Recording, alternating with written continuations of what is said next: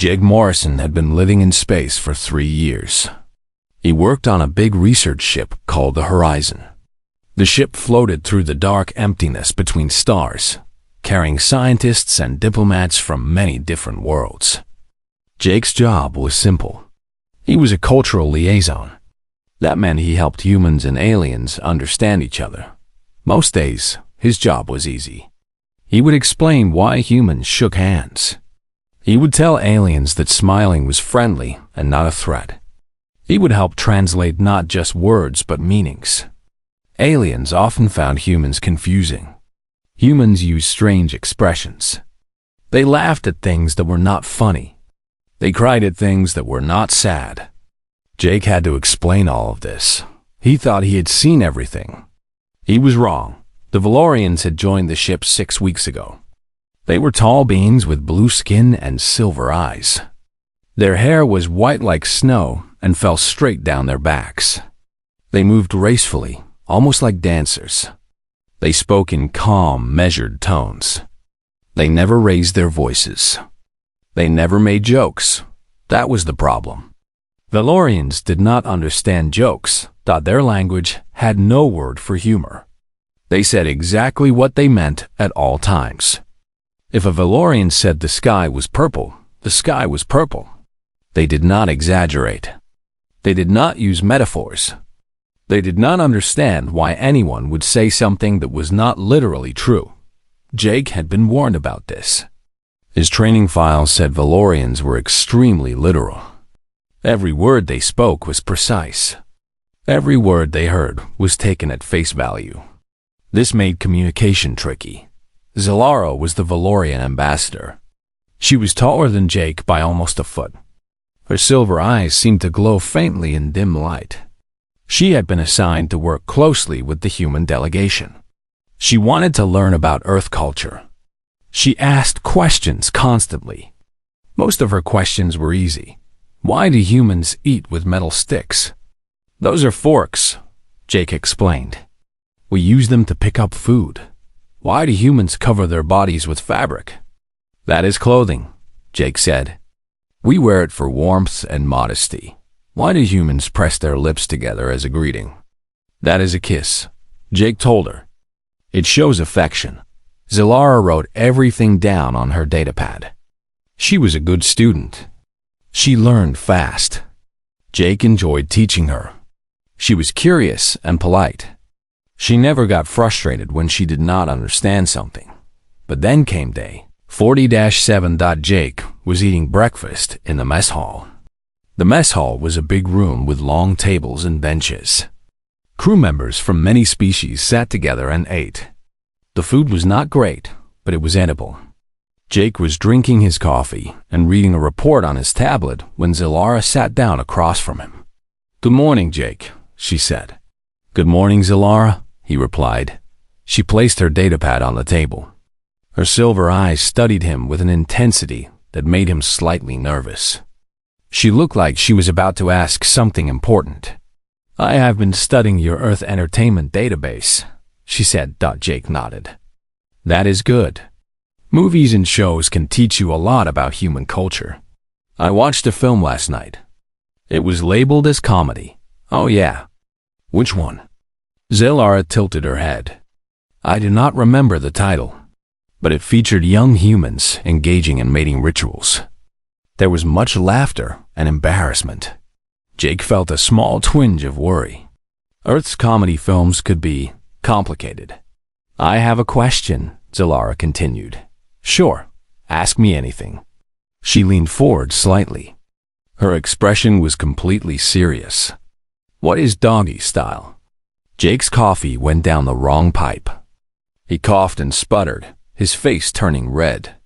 Several crew members at nearby tables glanced over. Jake held up his hand to show he was okay. He was not okay. He was very much not okay. "I'm sorry," he managed to say between coughs. "What did you ask?" "Doggy style," Zilara repeated calmly. The humans in the film referenced it multiple times. They laughed when they said it. "I do not understand the meaning." Jake wiped his mouth with a napkin. His heart was pounding. How was he supposed to explain this? He was a cultural liaison, not someone who explained that kind of thing. That's a complicated phrase, he said. I have time, Zalara replied. Please explain. Jake looked around the mess hall. Other crew members were eating their breakfasts.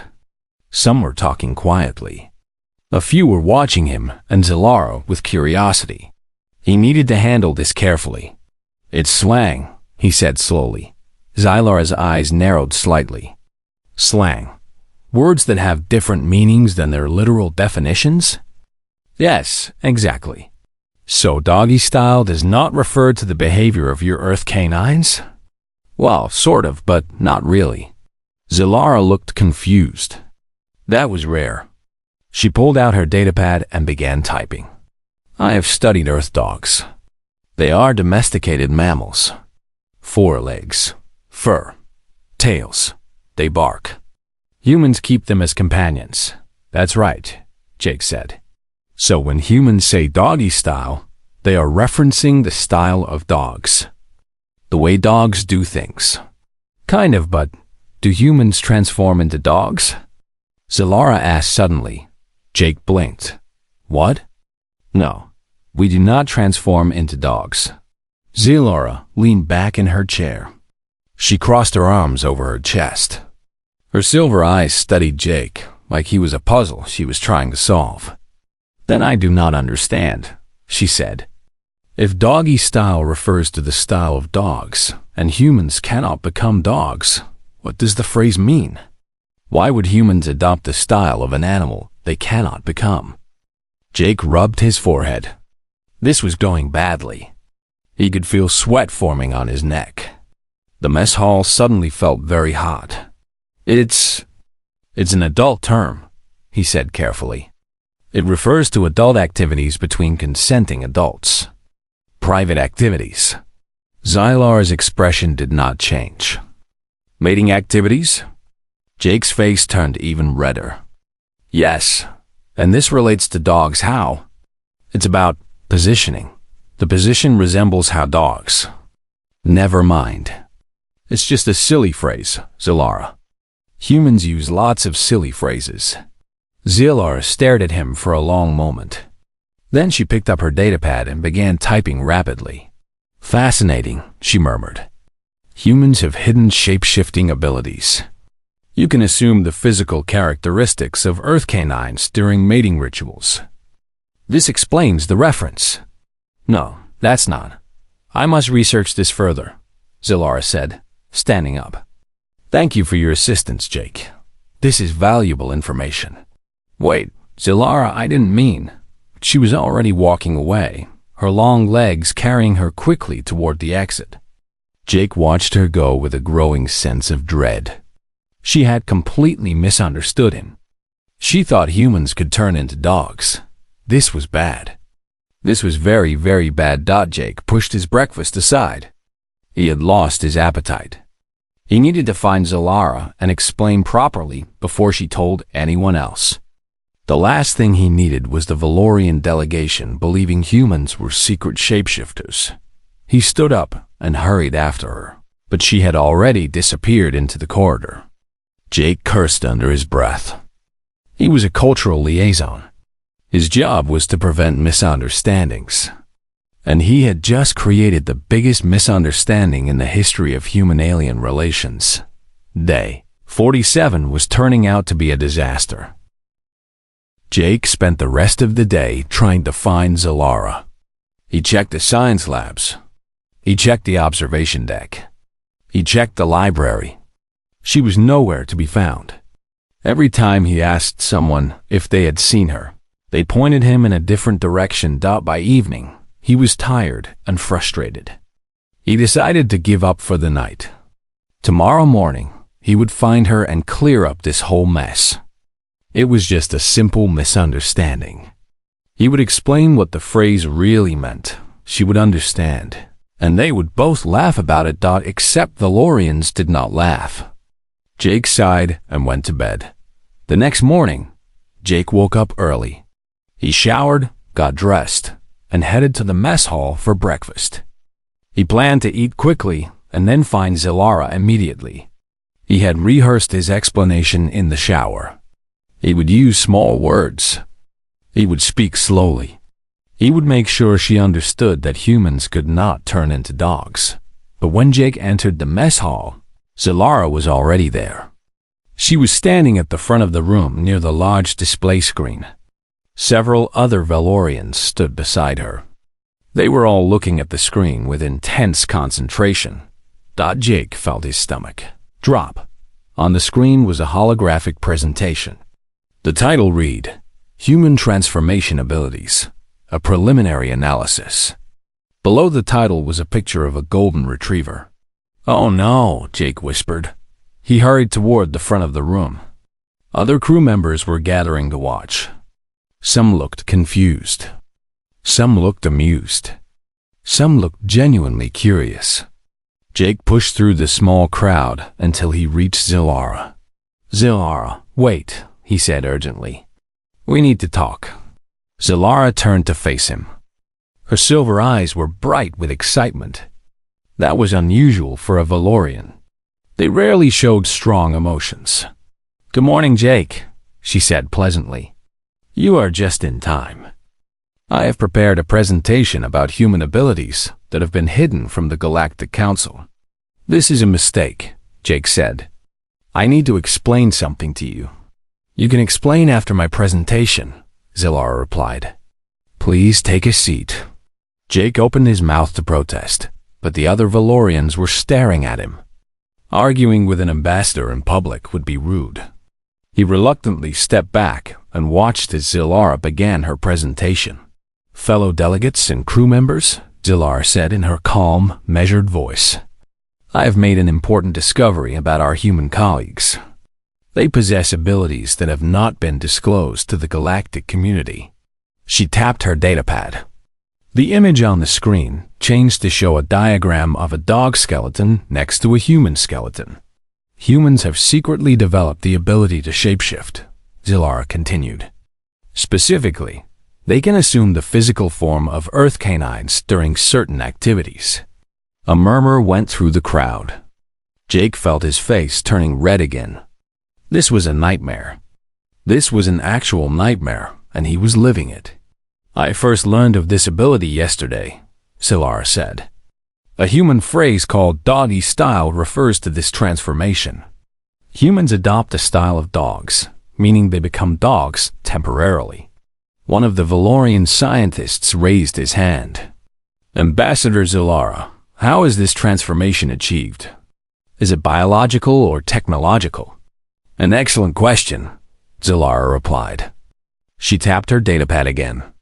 The screen showed various pictures of dogs. Big dogs, small dogs, fluffy dogs, hairless dogs. I have not yet determined the mechanism. However, I believe it may be a genetic ability that developed during human evolution. Jake could not take it anymore. He stepped forward. "Excuse me," he said loudly. "I need to clarify something." Everyone turned to look at him. Zilara tilted her head curiously. "Yes, Jake?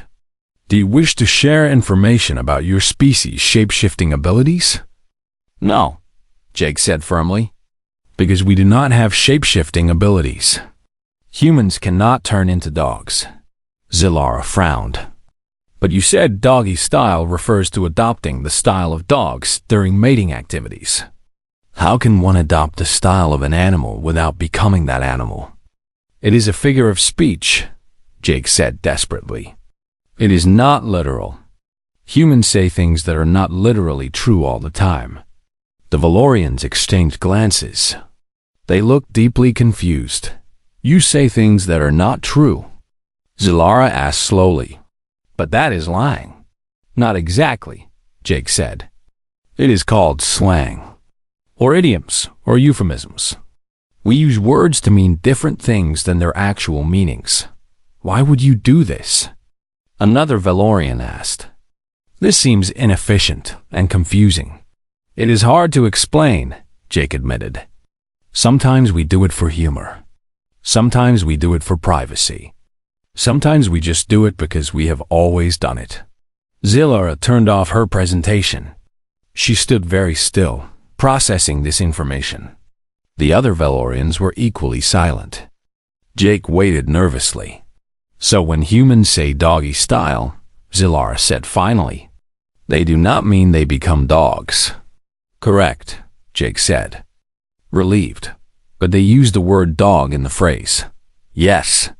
And the phrase relates to mating activities.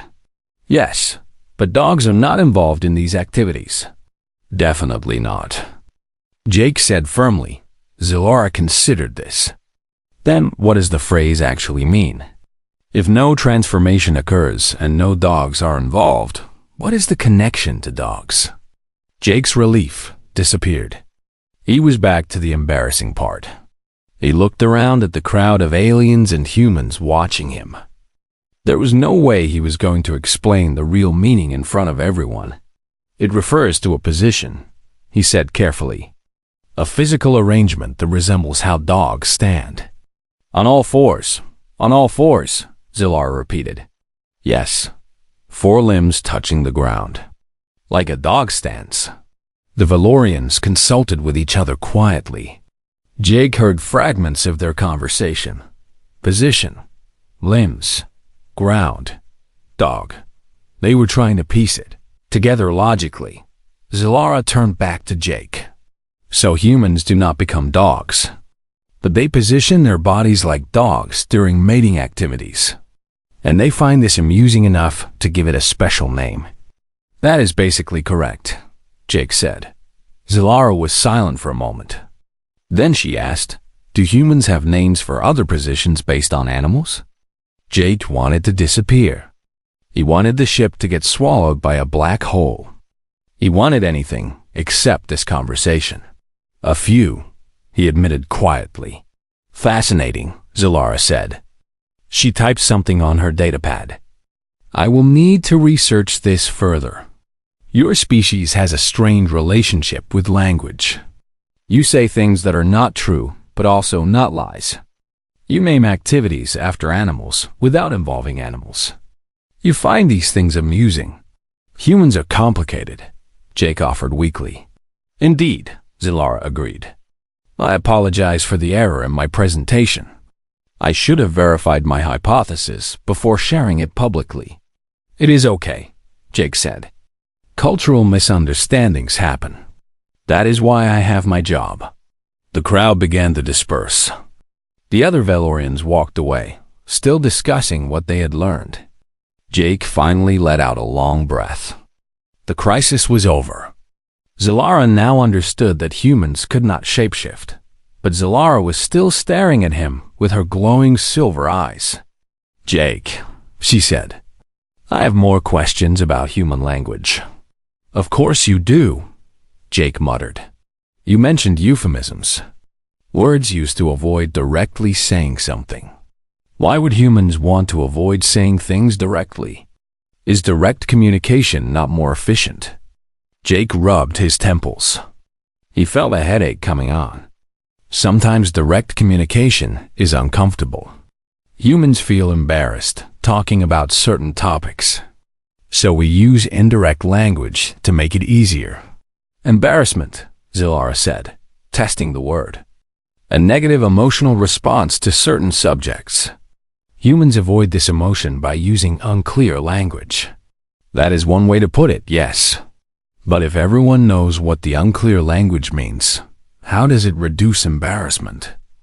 You are still discussing the same topic. Jake had no good answer for that. He had never really thought about it before.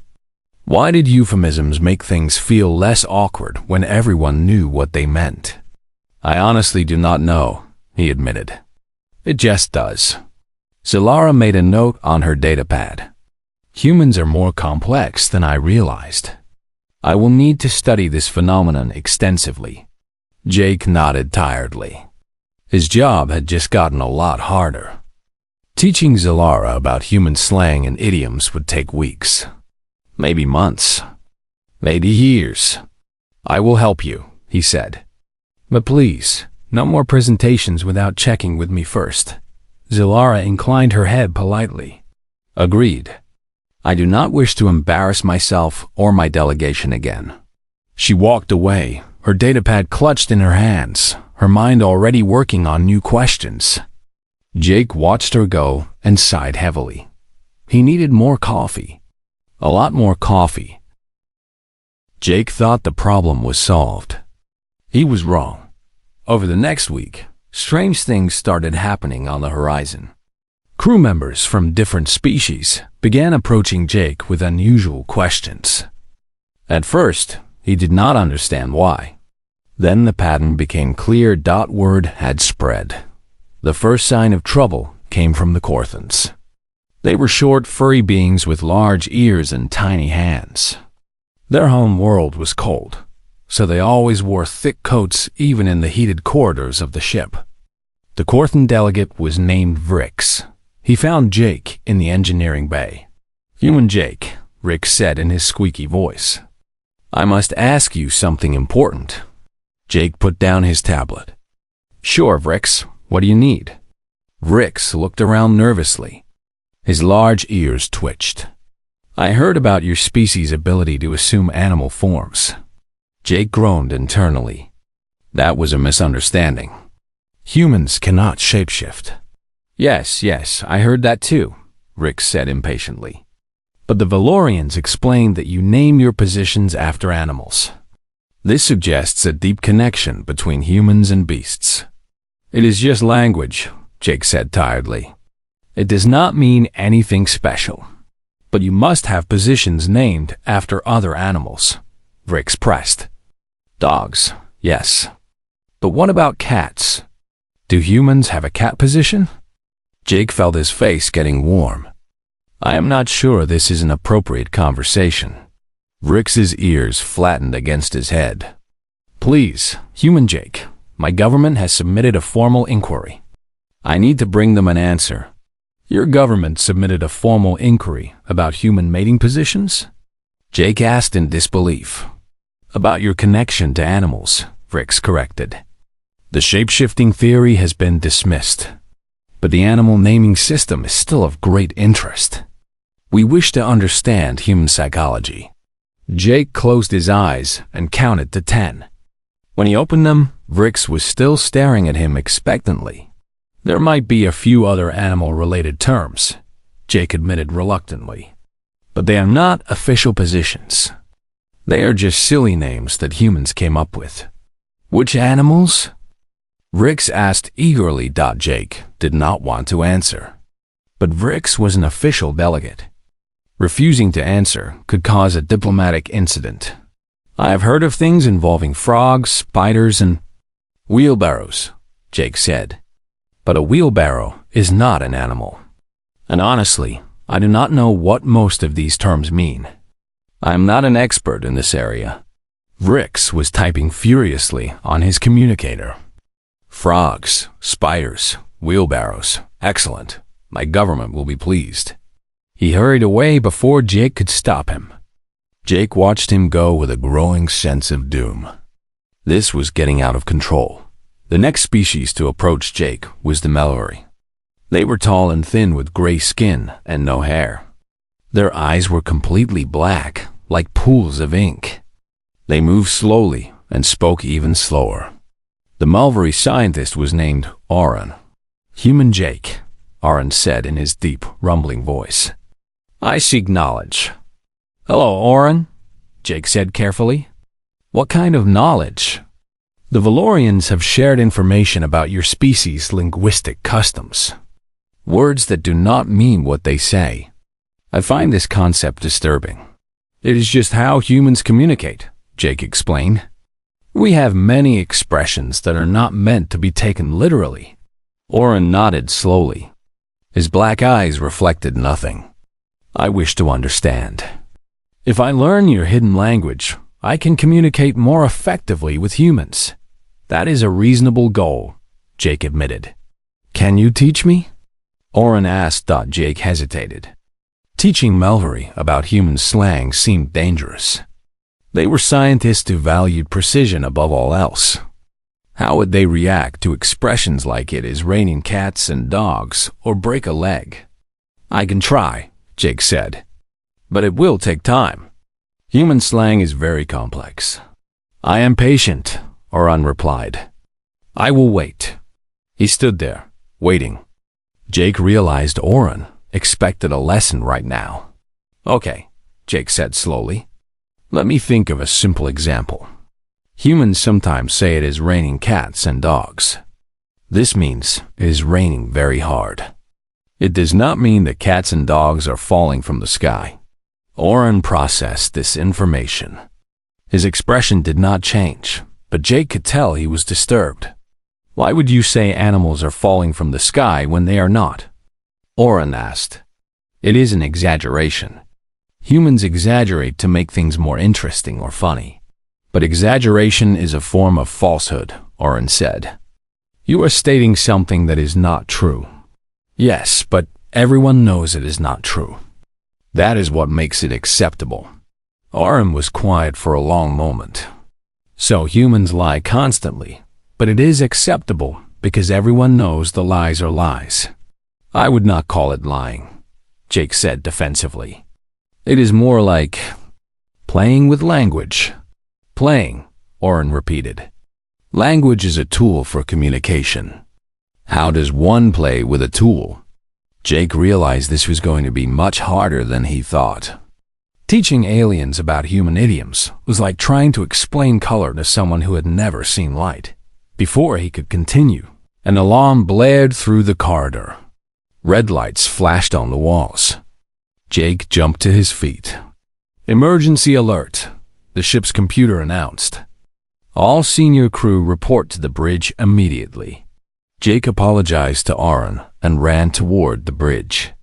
He had a bad feeling about this dot when he arrived. The bridge was already crowded. Captain Vega stood at the center console, her face grim. Various species crowded around her, all talking at once. Jake pushed through until he reached the captain. What is happening? He asked. Captain Vega looked at him with tired eyes. We have received urgent communications from 3 different governments. The Korthans want clarification about something called frog position. The Melvari are demanding to know all human idioms immediately. And the Drethkai? She paused.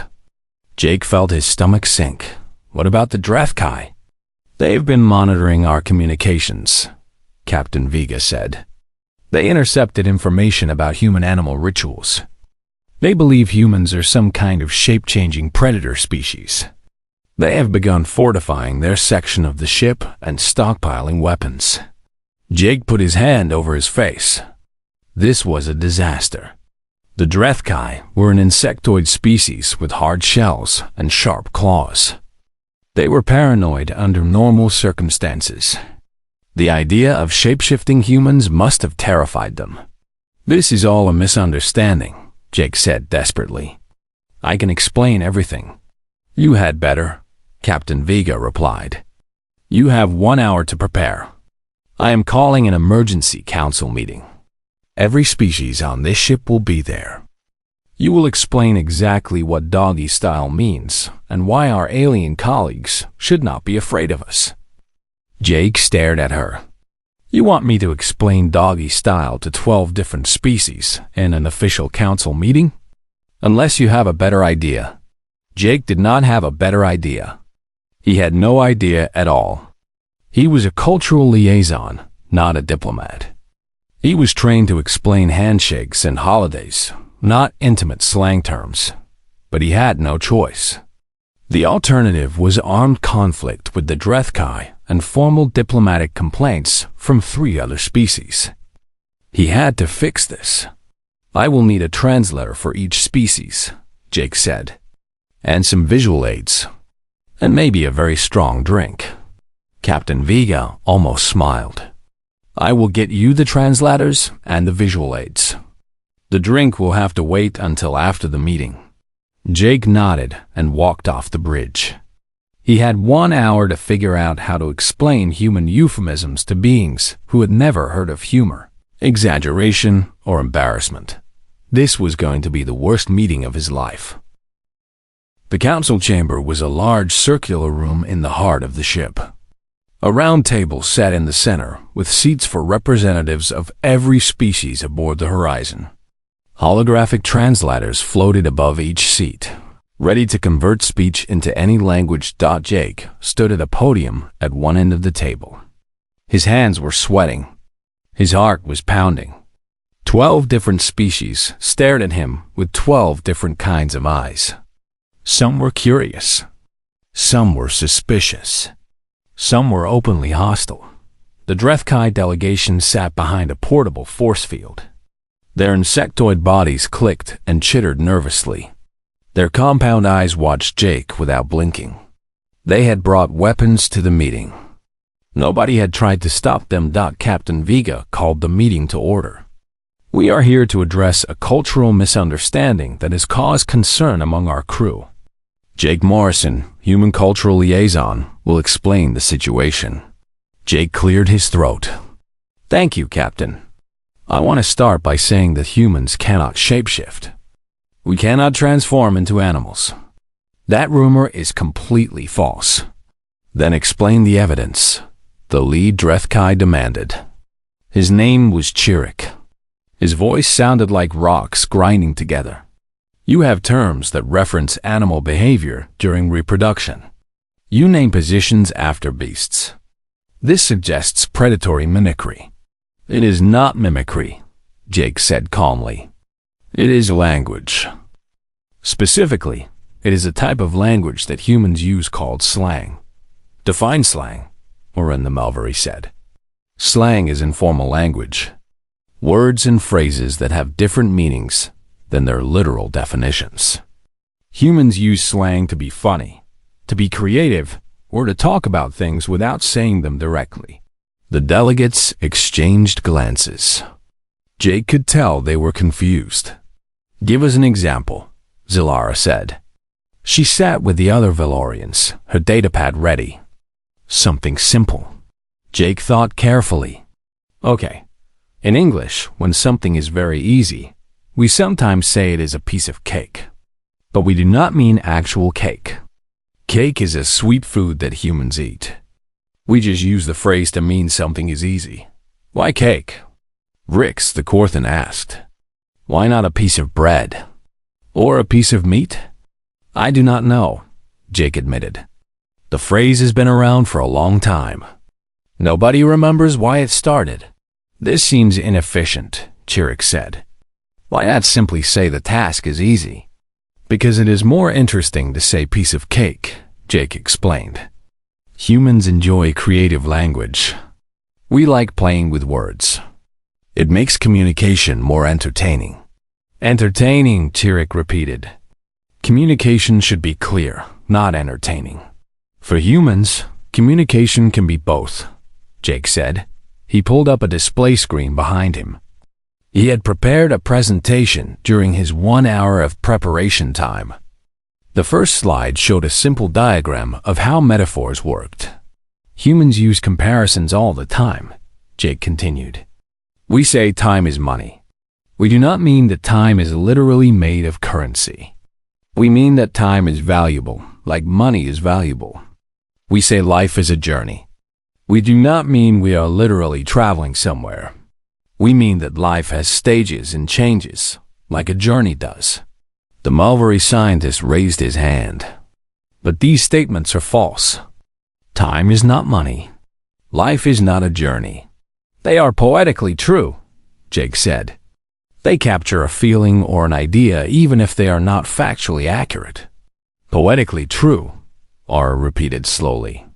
A statement that is emotionally accurate but factually incorrect. Exactly, Jake said, relieved that someone understood.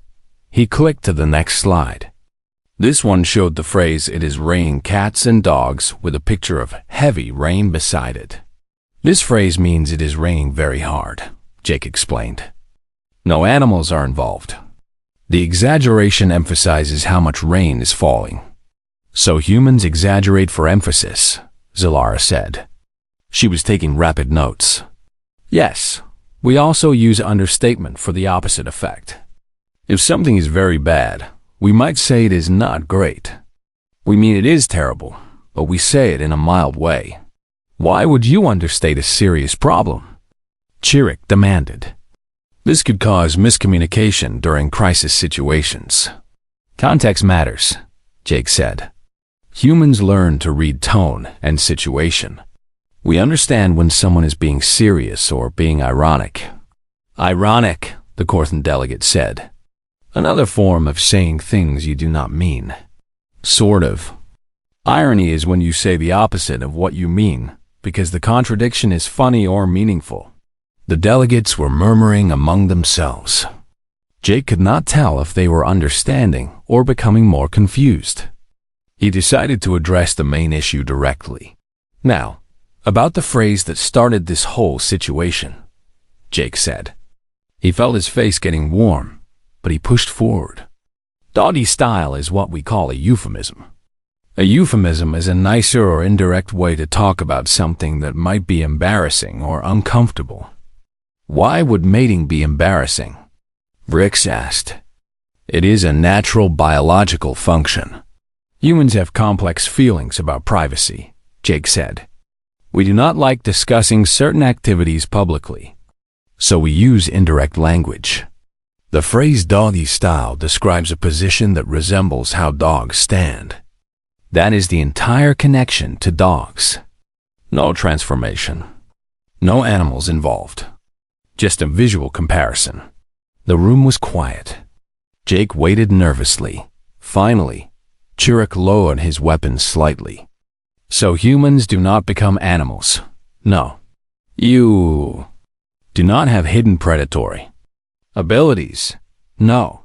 You simply use confusing language for entertainment and to avoid embarrassment. Yes. Chirrut clicked his mandibles together. It might have been a laugh. This is the strangest thing I have ever heard.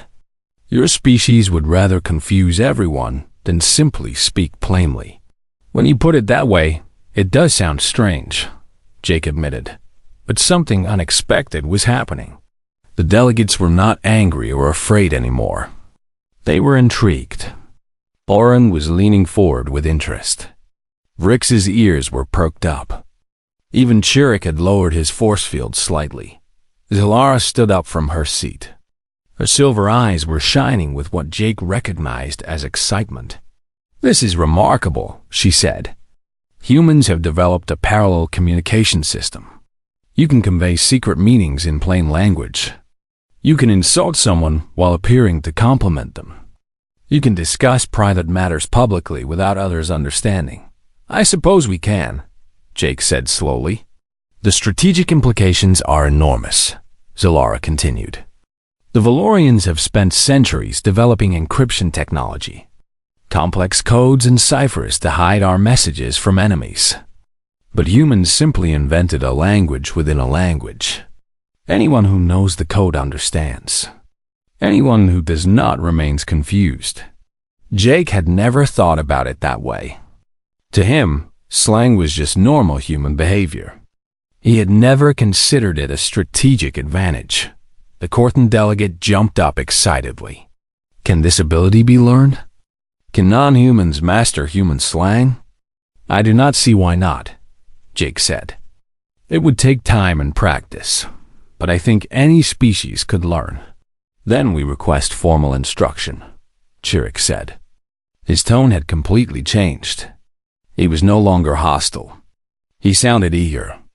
The Drethkai would benefit greatly from this skill. Imagine confusing our enemies while speaking plainly. They would not even know they were being deceived. It is not really deception, Jake started to say, but Oren interrupted him. The Melvery also request instruction. We must understand this phenomenon fully, as do the Valorians, Zilara added. I volunteer to lead a joint study group on human linguistic customs. Captain Vega looked at Jake with raised eyebrows. Jake shrugged helplessly. He had come to this meeting expecting disaster. Instead, he had accidentally started a galactic movement to learn human slang. I think we can arrange something, Jake said, but it will be a lot of work. Human slang is very complex. There are thousands of expressions, and new ones are invented every day. We are prepared for extensive study, Zilara said. The other delegates nodded in agreement. The Drethkai lowered their weapons completely. The Korthans were bouncing with excitement. Even the normally calm Melvery seemed energized. Jake looked around the room at the dozens of alien faces watching him expectantly. This was not how he had expected the meeting to end. He had anticipated anger, demands, maybe even violence. Instead, he had united 12 species in a shared fascination with human weirdness. "Well," Captain Vega said with a hint of amusement, "it seems we have turned a crisis into an opportunity. Jake, congratulations. You are now the ship's official instructor of human idioms." Jake was not sure if he should be proud or terrified. "Probably both. When do we start?" Zilara asked eagerly. "Give me a day to prepare a curriculum," Jake said. "This is going to take a while." He had no idea how right he was. 6 months had passed since the emergency council meeting. In that time, Jake's life had changed completely. He was no longer just a cultural liaison. He had become the most requested lecturer in 3-star systems. His course, Human Linguistic Patterns for Non-Human Species, had waiting lists that stretched for months. Diplomats, scientists, military officers, and curious civilians from dozens of worlds wanted to learn the strange art of human slang. Jake had not expected any of this. He was just a regular guy who happened to know a lot of expressions. Now, he was considered an expert on human communication. Universities sent him invitations. Governments offered him consulting contracts. News programs wanted interviews. He turned down most of it. He preferred staying on the horizon, teaching the crew members who had started this whole journey with him. Zilara had become his co-instructor. After 6 months of intensive study, she had mastered human idioms with frightening efficiency. She could use expressions correctly in context. She could explain the origins of phrases. She could even make jokes, though her delivery was still too serious to be genuinely funny. "Break a leg," she would say before Jake's lectures, her face completely straight. "Thank you, Zilara," Jake would reply. "I find that expression delightfully violent for something that means good luck," she would add. Humans are fascinating creatures. Today was a special day. Jake and Zilara were teaching their 100th class. The observation deck had been converted into a lecture hall. Chairs were arranged in neat rows. Students from 8 different species sat waiting. Some held datapads for notes. Others simply listened with perfect recall. Jake stood at the front of the room. Behind him, a holographic display showed the day's topic: advanced euphemisms and double meanings. "Welcome, everyone," Jake said. "Today we are going to explore some of the more complex aspects of human indirect speech. These expressions require understanding context, tone, and cultural background. They are difficult, but mastering them will greatly improve your ability to communicate with humans." A Korthan student raised her tiny hand. "Will we learn more animal expressions today?" Jake smiled. The animal connection had never quite faded. Aliens remained fascinated by how often humans referenced creatures in their speech. "A few," Jake admitted.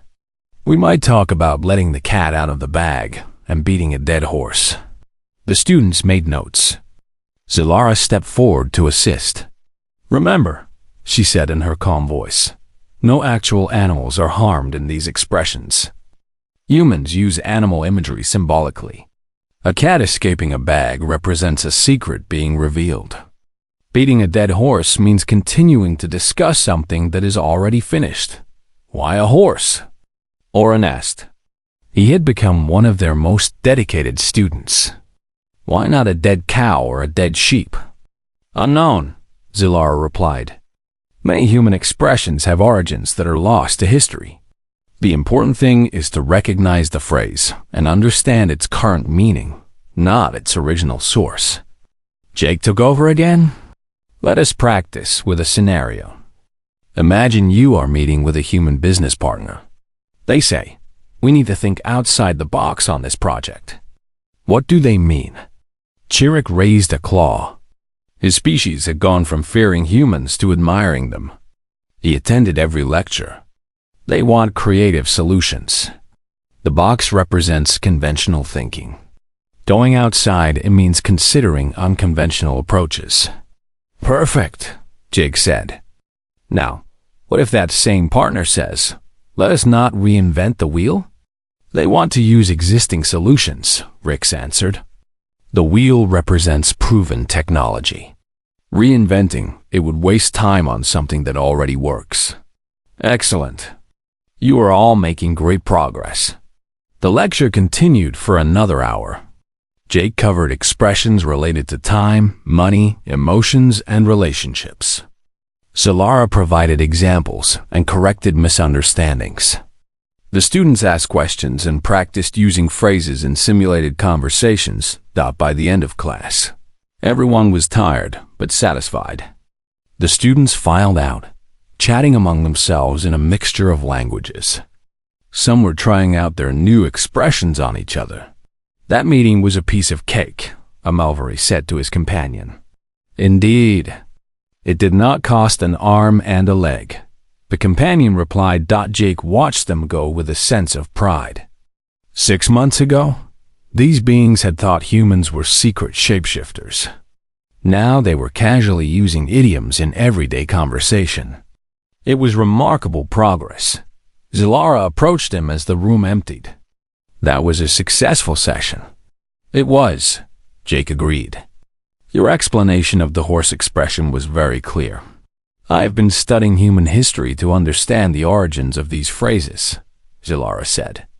Your species has a rich and complicated past. Much of your language reflects that history. I suppose it does, Jake said. I never really thought about it until I started teaching. They walked together through the corridors of the horizon. The ship felt different now than it had 6 months ago. There was less tension between species. Communication flowed more smoothly. Misunderstandings still happened, but they were resolved faster. Jake liked to think his classes had helped with that. Not just by teaching slang, but by helping different species understand how humans thought. Understanding led to patience. Patience led to cooperation. Jake, Zilara said as they walked. I must tell you something. What is it? I received a communication from the Valorian High Council this morning. They wish me to return home to establish a permanent academy for human linguistic studies. Jake stopped walking. You are leaving? Possibly. The decision is not final. I wanted to discuss it with you first. Jake felt a strange mix of emotions. He was proud that Zilara had learned so much. He was sad that she might leave. He was also a little worried about teaching alone. That sounds like a great opportunity, he said carefully. It is. But I have concerns. Zilara's silver eyes met his. The academy would need human instructors. Valorians can teach theory, but practical application requires native speakers. Jake understood what she was suggesting. You want me to come with you? I am extending an invitation. You would be the head of practical instruction. You would train Valorian teachers who would then spread this knowledge across our worlds. It is a significant position. Jake had never imagined leaving the horizon. This ship had been his home for years. But the opportunity Zilara described was huge. He could affect not just one ship, but an entire civilization. Can I think about it? He asked. Of course. The council has given me 1 month to decide. Take whatever time you need. They continued walking in comfortable silence. Jake's mind raced with possibilities. A new world. A new challenge. A chance to shape how an entire species understood humans. When they reached the observation deck, they stopped to look at the stars. Thousands of points of light sparkled in the darkness. Each one was a sun with planets. Each planet might have beings who had never met humans. Beings who might one day need to understand human language. Do you remember when you first asked me about doggy style? Jake said suddenly. Zilara made a sound that might have been a laugh. Valorians did not laugh naturally, but she had learned to imitate the sound. I remember. I thought you could transform into a dog. It seems foolish now. It was not foolish, Jake said. You were being logical. The phrase made no sense without context. You just needed more information. And you provided it, Zilara said, despite considerable embarrassment. Jake chuckled. Yeah, that was not my finest moment. I thought I was going to die of humiliation in that mess hall. I am glad you did not, Zilara said. Your survival was crucial to my education. Jake shook his head, smiling. Zilara had developed a dry wit over the months. It was very subtle, but it was definitely there. If I come with you to Valoria, Jake said slowly, will you help me teach? I cannot run an academy alone. Of course. We would be partners, as we are now. Jake looked out at the stars again. His whole life, he had wanted to make a difference. He had become a cultural liaison because he believed in understanding between species. Now he had a chance to do something even bigger. Okay, he said finally. I am in. Zilara inclined her head politely. I am pleased. I will inform the council of your decision. One condition? Jake added. Yes. We never use doggy style as an example in official lectures. I cannot explain that phrase to thousands of Valorians. Once was enough. Zylara's lips twitched. It was the closest she came to smiling. Agreed. We will use piece of cake instead. Much safer, Jake agreed. They stood together, watching the stars. Behind them, the horizon hummed with activity. Crew members from a dozen species worked side by side, communicating in languages both literal and figurative. Jake had started this journey as a confused cultural liaison trying to explain an embarrassing phrase. He was ending it as a pioneer of interspecies communication, all because one alien woman had thought humans could turn into dogs. Life was strange sometimes, but Jake would not have it any other way. Hey, Zilara, he said.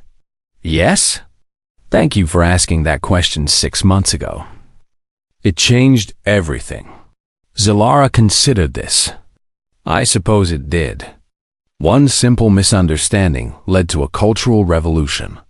That is humanity in a nutshell, Jake said. We stumble into things and somehow make them work. A very human trait, Zilara agreed. The best kind. They stayed there until the ship's lights dimmed for night cycle. Then they walked back to their quarters, already planning their next adventure.